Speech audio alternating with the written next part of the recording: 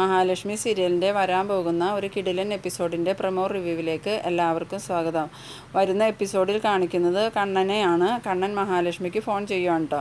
അപ്പോൾ മഹാലക്ഷ്മി വേഗം തന്നെ ഫോൺ എടുക്കുന്നുണ്ട്. എന്നിട്ട് മഹാലക്ഷ്മി കണ്ണനോട് പറയുന്നുണ്ട്, ഞാനിപ്പോൾ കണ്ണേട്ടനെ വിളിക്കാൻ വേണ്ടിയിട്ട് ഇങ്ങനെ മനസ്സിൽ വിചാരിച്ചതേ ഉള്ളൂ, അപ്പോഴേക്കും കണ്ണേട്ടൻ എന്നെ വിളിച്ചല്ലോ എന്ന് പറയുമ്പോൾ കണ്ണൻ വളരെ സന്തോഷത്തിൽ പറയുന്നുണ്ട്, തൻ്റെയും എൻ്റെയും മനപ്പൊരുത്തം വളരെ വലുതായതുകൊണ്ടാണ് താൻ വിചാരിച്ച സമയത്ത് തന്നെ ഞാൻ കോൾ ചെയ്തത് എന്നൊക്കെ പറയുന്നുണ്ട്. അതിനുശേഷം മഹാലക്ഷ്മിയോട് കണ്ണൻ ചോദിക്കുന്നുണ്ട്, താൻ ഭക്ഷണം കഴിച്ചോ, അവിടെയുള്ളവരുടെയൊക്കെ പെരുമാറ്റമൊക്കെ എങ്ങനെയുണ്ടെന്ന് ചോദിക്കുമ്പോൾ മഹാലക്ഷ്മി പറയുന്നുണ്ട്, അച്ഛനും മുത്തശ്ശിക്കൊക്കെ നല്ല സ്നേഹമാണ് എന്നോടിപ്പോൾ, ഞാൻ അവരുടെയൊക്കെ കൂടെ ഇരുന്ന് ഭക്ഷണം കഴിച്ചു. അതുമാത്രമല്ല അച്ഛനും മുത്തശ്ശിയും എനിക്ക് ഭക്ഷണം വാരി തരുകയും ചെയ്തു. അത് കണ്ടപ്പം അമ്മയുടെ കണ്ണ് നിറഞ്ഞു വന്നു. അതുപോലെ തന്നെ ഞാൻ പണ്ടത്തെ കാര്യങ്ങളൊക്കെ ഓർക്കുകയും ചെയ്തു. നേരത്തെ ഞാൻ അവരുടെ ഒപ്പം ഭക്ഷണം കഴിക്കാൻ ചെന്നിരുന്നിട്ടുണ്ടെങ്കിൽ അവരെന്നെ മേശയുടെ അടുത്തുനിന്ന് എഴുന്നേൽപ്പിച്ച് വിടുമായിരുന്നു. എൻ്റെ അമ്മ എത്ര നിർബന്ധിച്ചാലും അവരെന്നെ അവിടെ ഇരുന്ന് ഭക്ഷണം കഴിക്കാൻ അനുവദിക്കില്ലായിരുന്നു.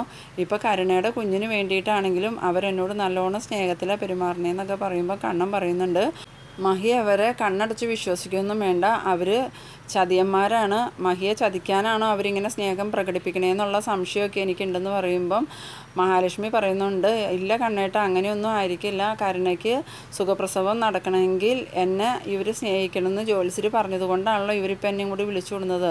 അതുകൊണ്ടായിരിക്കും അവരെന്നോട് ഇങ്ങനെ പെരുമാറുന്നത്. കരുണയ്ക്ക് വേണ്ടി എന്ത് ത്യാഗം സഹിക്കാനും അവർ തയ്യാറാവും.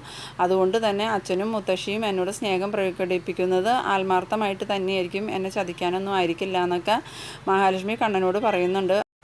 അന്നേരം കണ്ണൻ മഹാലക്ഷ്മിയോട് ചോദിക്കുന്നുണ്ട്, ഇനി ഇയാൾ അവരുടെയൊക്കെ സ്നേഹം കണ്ട് അവിടെ നിൽക്കുവാണോ, ഇങ്ങോട്ടൊന്നും വരുന്നില്ലേ എന്ന് ചോദിക്കുമ്പം, ഇല്ല കണ്ണേട്ടാ, ഞാൻ 1-2 ദിവസത്തിനുള്ളിൽ അങ്ങോട്ട് വരും. ഇനിയിപ്പോൾ കണ്ണേട്ടന് ഞാൻ നേരത്തെ വരണമെന്ന് ആഗ്രഹം ഉണ്ടെങ്കിൽ പറഞ്ഞാൽ മതി, ഞാനിവിടെ എന്തെങ്കിലും കാരണം പറഞ്ഞാൽ അങ്ങോട്ട് എത്തിക്കോളാം എന്നൊക്കെ മഹാലക്ഷ്മി പറയുന്നുണ്ട്. അതിനുശേഷം കുറച്ച് വിശേഷങ്ങളൊക്കെ ചോദിച്ചിട്ട് മഹാലക്ഷ്മിയോട് എന്നാൽ ഫോൺ വെച്ചോ എന്നും പറഞ്ഞ് മഹാലക്ഷ്മി ഫോൺ വെക്കുന്നുണ്ട്. പിന്നീട് കാണിക്കുന്നത് കുറേ ഗുണ്ടകൾ ഒരു വണ്ടിയിൽ വന്ന് പ്രതാപൻ്റെ വീടിൻ്റെ പുറത്തിറങ്ങുന്നതാണ് കേട്ടോ.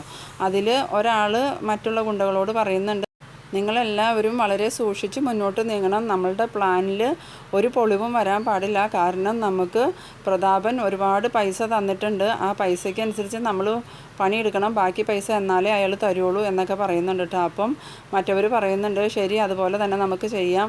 അപ്പം നമ്മളിനി എങ്ങനെ ഈ വീടിൻ്റെ ഉള്ളിലേക്ക് കയറുമെന്ന് ചോദിക്കുമ്പം ഓരോരുത്തരായിട്ട് പല സൈഡിൽ കൂടെ വീടിൻ്റെ ഉള്ളിലേക്ക് പ്രവേശിച്ചാൽ മതി.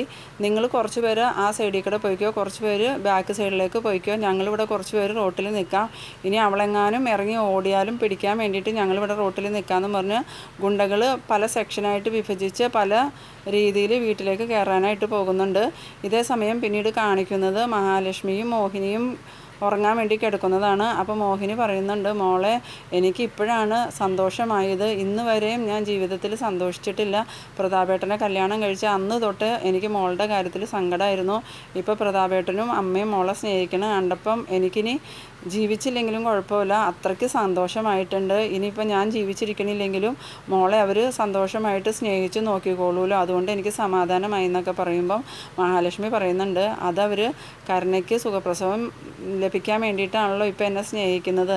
ഇപ്പോൾ കരുണയുടെ പ്രസവമൊക്കെ കഴിയുമ്പം അവർക്ക് എന്നോടുള്ള മനോഭാവം എന്താണെന്നൊന്നും നമുക്ക് പറയാൻ പറ്റില്ല അമ്മയെന്നൊക്കെ പറഞ്ഞ് ഇങ്ങനെ കിടക്കുന്ന സമയത്താണ് ജനലിലൊരു മുട്ട് കേൾക്കുന്നത്. അപ്പോൾ ഇത് ആരായിരിക്കുമെന്ന് വിചാരിച്ച് വേഗം തന്നെ മഹാലക്ഷ്മി എഴുന്നേൽക്കുന്നുണ്ട്. അപ്പോൾ ഒരു നിഴൽ അങ്ങോട്ട് മാറുന്നത് കാണുന്നുണ്ട് കേട്ടോ. അപ്പോൾ മോഹിനീനെ വിളിക്കുന്നുണ്ട്, അമ്മേ, ഇവിടെ ആരോ വന്നിട്ടുണ്ട്, അങ്ങോട്ട് നോക്കിയെന്ന് പറഞ്ഞ് മോഹിനീനെ വിളിച്ചെണിപ്പിക്കുമ്പോൾ മോഹിനിയും എണീക്കുന്നുണ്ട്. അതിനുശേഷം മോഹിനി വാതിൽ തുറന്നിറങ്ങിയിട്ട് പറയുന്നുണ്ട്, പ്രതാപേട്ട, ഇവിടെ ആരോ വന്നിട്ടുണ്ട് എന്ന് പറയുമ്പം പ്രതാപൻ വേഗം എഴുന്നേറ്റ് വരുന്നുണ്ട്. പ്രതാപൻ്റെ അമ്മേനെയും വിളിക്കുന്നുണ്ട് കേട്ടോ. എന്നിട്ട് അമ്മയോട് കണ്ണുകൊണ്ട് കാണിക്കുന്നുണ്ട്.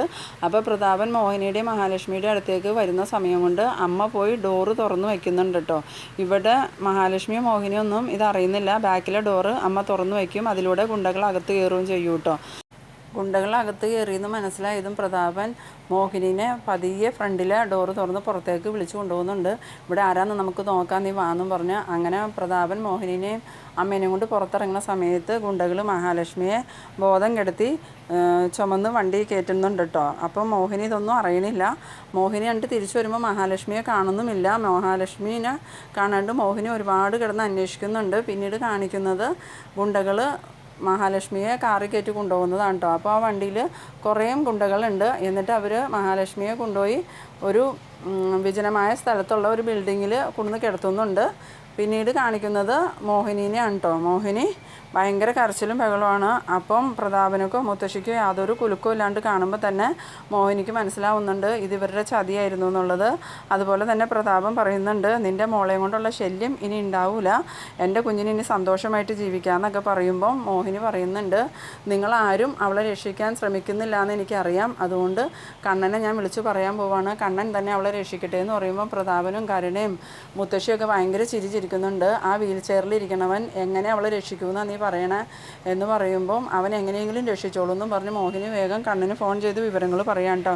മോനെ ഇവിടെ ഒരു ചതി പറ്റിയിട്ടുണ്ട്, ഞങ്ങൾ ചതിക്കപ്പെട്ടു, എൻ്റെ മോളെ ആരും ഇവിടുന്ന് പിടിച്ചുകൊണ്ട് പോയി, അവളെ കാണുന്നില്ല, ഇവിടെ ആരും അതിനെക്കുറിച്ച് അന്വേഷിക്കണമില്ല, പോലീസിലൊരു കംപ്ലയിൻറ്റ് ചെയ്യാൻ പറഞ്ഞിട്ട് ആരും അതിന് തയ്യാറാകുന്നില്ല, ഇവരൊക്കെ വളരെ സന്തോഷത്തിലാണെന്നൊക്കെ പറയുമ്പോൾ കണ്ണൻ പറയും, ഞാനിത് പ്രതീക്ഷിച്ചതാണ്, അതുകൊണ്ട് തന്നെ ഞാൻ മഹിയെ രക്ഷിക്കാൻ വേണ്ടിയുള്ള ഏർപ്പാടുകൾ ചെയ്തിട്ടുണ്ട്, അമ്മ ഒന്നുകൊണ്ടും പേടിക്കേണ്ട, മഹിയെ എത്രയും പെട്ടെന്ന് നമ്മൾ കണ്ടെത്തി രക്ഷിക്കും എന്നൊക്കെ പറഞ്ഞ് ഫോൺ വെച്ചിട്ട് അനന്തുവിനെയും ലേഖനെയും വിളിച്ച് ഈ വിവരങ്ങളൊക്കെ പറയുന്നുണ്ട്. പെട്ടെന്ന് തന്നെ അനന്തു അത് അന്വേഷിക്കാനായിട്ട് പോകുന്നുമുണ്ട് കേട്ടോ.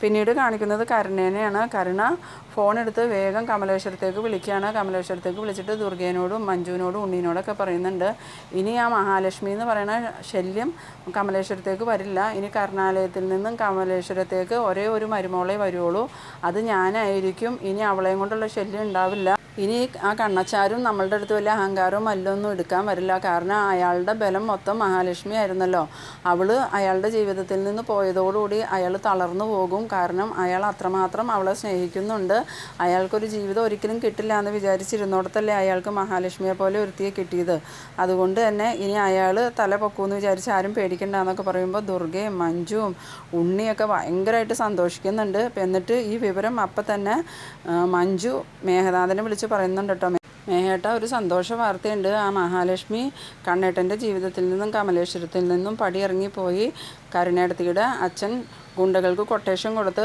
അവളെ ഗുണ്ടകൾ വന്ന് പിടിച്ചുകൊണ്ട് പോയി, മിക്കവാറും നേരം വെളുക്കുമ്പോഴേക്കും അവളെ എവിടെയെങ്കിലും കൊന്നിട്ടിട്ടുണ്ടാവും, ആ ബോഡി പോലും കണ്ണന് കാണാൻ പറ്റാത്ത രീതിയിൽ അവർ നശിപ്പിച്ചിട്ടും ഉണ്ടാവുമെന്നാണ് കരുണേടത്തി വിളിച്ച് പറഞ്ഞതെന്ന് പറയുമ്പോൾ മേഘനാഥന് ഭയങ്കര സന്തോഷമാവാൻ കേട്ടോ.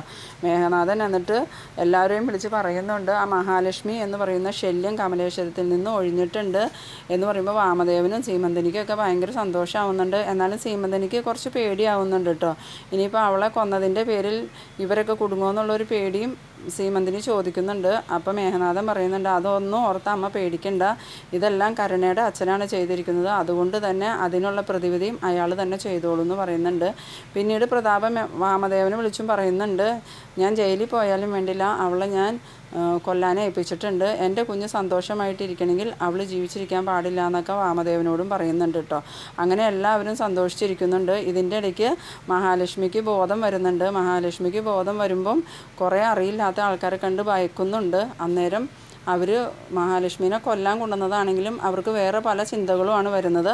അവർ മഹാലക്ഷ്മിനെ ഉപദ്രവിക്കാനായിട്ട് ശ്രമിക്കുമ്പോൾ മഹാലക്ഷ്മി കരഞ്ഞുകൊണ്ട് എഴുന്നേറ്റ് ഓടാൻ ശ്രമിക്കുന്നുണ്ട്. ആ ഒരു സീൻ കാണിച്ചുകൊണ്ടാണ് ആ എപ്പിസോഡ് അവസാനിക്കുന്നത്. മഹാലക്ഷ്മിനെ അവർക്കൊന്നും ചെയ്യാൻ സാധിക്കില്ല, കാരണം മഹാലക്ഷ്മിനെ രക്ഷിക്കാൻ അനന്തവും കണ്ണനും ലേഹ്യം ഉള്ളതുകൊണ്ടും പിന്നെ അയ്യപ്പ ഭഗവാൻ അവളുടെ കൂടെ തന്നെ ഉള്ളതുകൊണ്ടും മഹാലക്ഷ്മിയെ ആർക്കും ഒന്നും ചെയ്യാൻ സാധിക്കില്ല. മിക്കവാറും പ്രതാപനൊക്കെ തന്നെ തിരിച്ച് പണി കിട്ടാനാണ് സാധ്യത. അപ്പോൾ നിങ്ങൾ എൻ്റെ വീഡിയോ ആദ്യമായിട്ടൊക്കെ കാണുന്നവരാണെങ്കിൽ എൻ്റെ ചാനലൊന്ന് സബ്സ്ക്രൈബ് ചെയ്യാനും ഇഷ്ടമായ ലൈക്ക് ചെയ്യാനും കൂടാതെ മറ്റുള്ളവർക്കൊക്കെ ഒന്ന് ഷെയർ ചെയ്ത് കൊടുക്കാനും മറക്കരുത്.